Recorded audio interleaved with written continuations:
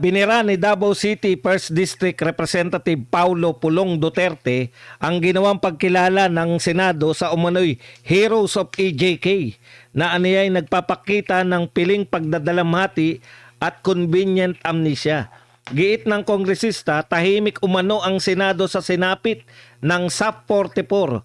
Mga pulis at sundalong nagbuwis ng buhay at mga inosenteng biktima ng droga habang malakas ang simpatya para sa iisang naratibo lamang. Ayon kay Duterte, hindi ito usapin ng human rights kundi politika at pagtatangkang baguhin ng kasaysayan habang binabaliwala ang ugat at tunay na mga biktima ng problema sa droga. You cannot claim the moral high grounds while standing on the graves of the forgotten heroes and ignored victims. The Filipino people deserve truth, balance, and honesty, not theatrical display meant to sanitize failure and demonize resolve. Dagdag pa ni Kong Pulong. Partner, may museo po ng EJK Heroes. Anong masasabi natin dito? Okay, siguro sa tingin ko para sabihin ko to, tumatandang paurong po yung ating mga mambabatas. Yan, Bakit? sa Senado For the first time, for the first time in the history, kailan ko nakarinig na yung mga EJK, yung sasabi na, sila lang naman na magawa itong may extrajudicial killing, no? Kasi ang nakikita nila, yung naratibo nila, EJK, parang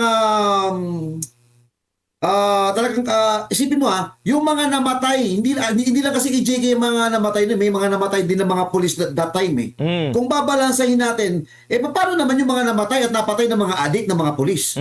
Even right now, even ngayong panahon ni BBM, may namatay na PIDEA, may namatay na police, di ba? Paano naman yon? So ngayon, ito yung banat dito. Kaya sabi ko, umaatras po sila ng paurong. Ang dami hong dapat asikasuhin ng Pilipinas. Isa na po ang dapat pagtuunan ng pansin kung paano po makatulong at lumago ang ating ekonomiya. Isa ho na dapat ang pagtuunan yan.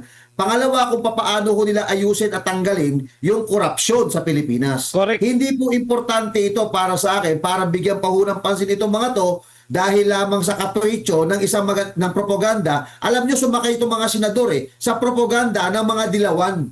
Ito, gagamitin nila ito sa 2028. Etong pagbasbas kay ano yung pangalan mo? Santo Kian.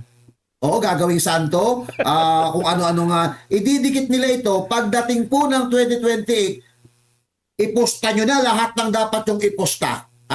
Gagamitin po nila yung propaganda sa kanilang pagtakbo sa posisyon na nais po nila. Kaya ngayon, ito namang mga ungas-ungas na mga senador, sumakay sila sa EJK, akala nila ito yung click dahil akala nila, alam nyo, mas marami po ang may gusto na mawala ang mga adik kesa sa mga nabiktima daw ng EJK na ito. Ako, naniniwala ako nito, kahit ngayon hindi mananalo ang Vice President Inday Sara Duterte kung totoo to. Alam nyo, ilan lang yan. Kaya lang mga kabayan, syempre issue, sasakyan ng media para hindi nakakaumay may bago silang ilalabas. Ito lang ang sentido komon. Kung ayaw ng taong bayan sa mga Duterte dahil sa ginawa po ni dating Pangulong Rodrigo Roa Duterte sa droga, laban sa kontra droga, yung mga double barrel, tokhang, hindi po mananalo si Vice President Inday Sara Duterte. Correct. Walang propaganda yan.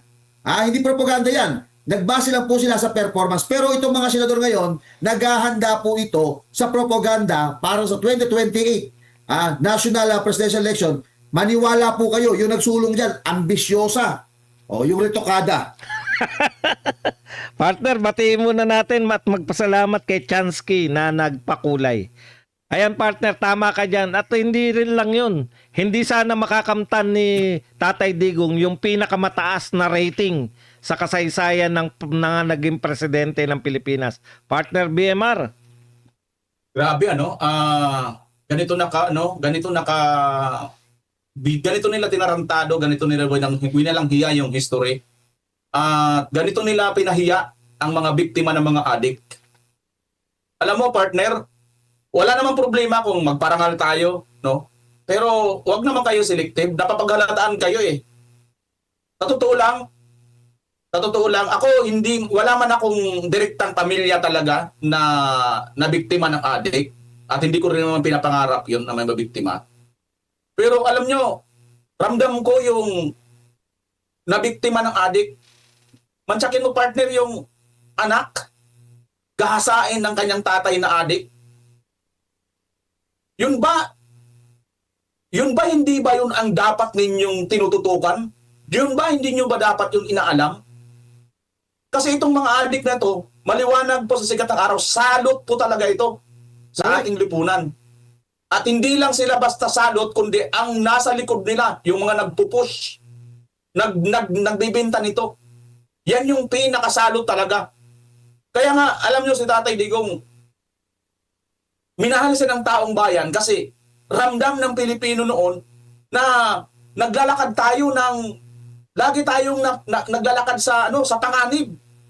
Any moment, anytime, mayroon sa atin mag-i-snatch, may mambubugbog, may babaril, may susuntok. Lahat ng klaseng krimen. Kasi kahit sa ang kalsada halos dito sa Metro Manila, makakakita ka talaga ng addict. Kahit anong klaseng illegal na droga yan, mayroon talaga at mayroon. At ito yung tinutukan ni Tatay Digong. Pagkatapos ngayon, ito ngayon yung mga addict, ito ngayon yung gagawin yung hero, ano to? Talagang gusto ninyo yung makademonyong gawain, yun yung magiging Alam nyo, tingnan nyo ang ating mga armed forces of the Philippines, mayroon ako narinig dito sa hearing sa Senado or sa Congress. Parang kay Abante yata yun eh. Yung pulis pumapatay, yung mga kriminal pumapatay. Same lang naman yung pumapatay. Oo, totoo, same lang sila pumapatay. Pero yung mga pulis, ang mga sundalo, hindi yan pumapatay ng walang dahilan. Kaya nila nagagawa yan kasi dapat ipagtanggol nila ang kapakanan ng nakararami. Now, sabihin na lang natin, may mga namatay dito sa pangyayari ng war on drugs. Ilan ba ang mga namatay? 30,000, sabihin na, granting na 30,000 kamo, pero wala nga silang may pakitang ganon. Granting na lang. Ilang milyon ba ang niligtas ni Tatay Digong? Diba?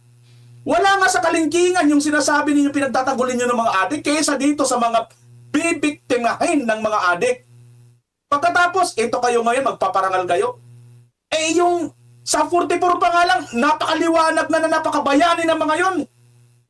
Pinuhis nila ang kanilang buhay para sa ating bayan. Sila ang dapat parangalan, hindi yung mga... Ay nako. Partner, balik lang muna sa'yo. Partner, nabanggit mo yung SUP 44. Yun nga yung punto rito ni Pulong at saka ni BP Sara na rin, no? Na yung SUP 44, yan po talaga yung tunay na mga bayani. Talagang sila ay nagpunta, pumasok dun sa teritoryo ng kalaban, partner. Hindi sila yung nasa teritoryo lang natin, nakikipagbakbakan lang, hindi. Pumasok talaga sila doon sa teritoryo at nang nakakaawa rito, sariwain lang natin ng konti. Nakita ko lang doon sa isang post na yung mga huling tawag nila, mauubos na kami rito, magpadala na kayo ng reinforcement. Alam niyo partner, hindi ito naganap ng minuto, yung na-delay yung reinforcement, hindi. Isang araw sila nakikipagbakbakan, isang araw sila naghihintay ng reinforcement, isang araw na walang dumating. Kaya yun na yung huling tawag nila. Description nun partner. Pagkatapos nung mauubos na kami, narinig na putukan. Wala na partner. Last na yun na tawag dun sa radyo. Partner, eto ang mga tunay na pagpapakabayani. Binigyan sila ng misyon, pumasok sa enemy's territory. Nagampanan nila yung mission nila. Yun na nga eh. Alam nyo ba, partner, kung bakit hindi nila kinikilala yung SUP 44? Bakit ba, partner?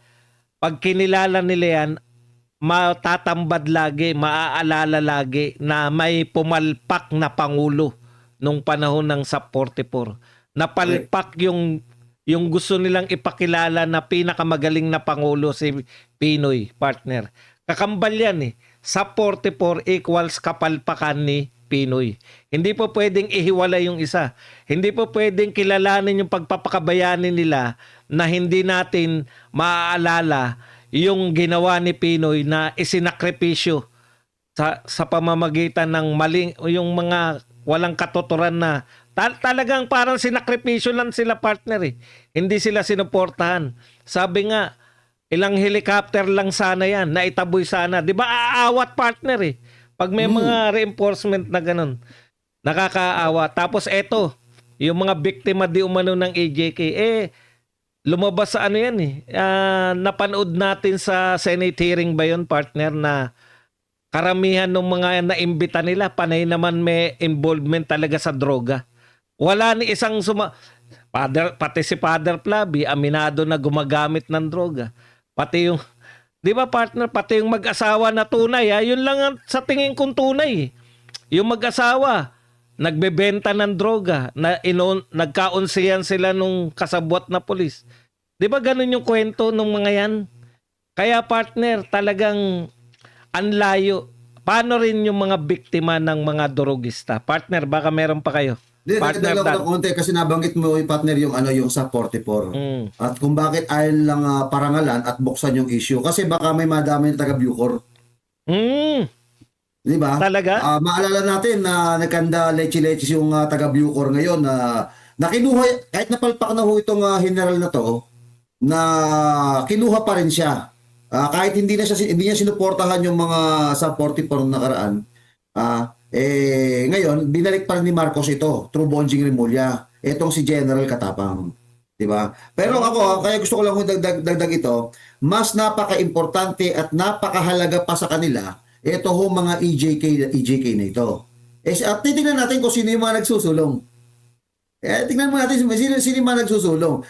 Lahat po na nagsusulong yan, walang iba ho, kung si Risa Hontivirus, ayan, si Bam, si Si Kiko. Father Flavi. In fairness may nakita akong video. Actually, may nasiba akong video rito. Nung sinabi ni dating Pangulong Rodrigo Roa Duterte, dapat lang ipalibing sa libingan ng mga bayani, sabi niya. Si Ferdinand Ferdinand Ederlin Marcos Sr. Alam mo, may video clip yun eh. Galit na galit si Kiko eh. Galit na galit sila noon. Ano sinabi ni Tingnan mo, Kiko, partner? Hindi dapat yan mailibing yan. Talaga kumukontra. Pero tingnan mo, partner, ngayon, mga partner, etong mga to, yun ho kumukontra na mailibing ho yung tatay. Ngayon ho, tingnan nyo, nagkakaisa ho sila. Yun. Di ba? Kaya nga, di ba, si Shawi magkakasama sila. Ewan ko, ano nangyari sa Pilipinas. Partner, hindi lang yun. Ipahuhukay raw ni Kiko pag nalibing sa di ba? Ipahuhukay daw niya. Partner BMR, meron ka pa? Dagdag ko lang partner naawa ko sa ating mga kapulisan, mga men in uniform.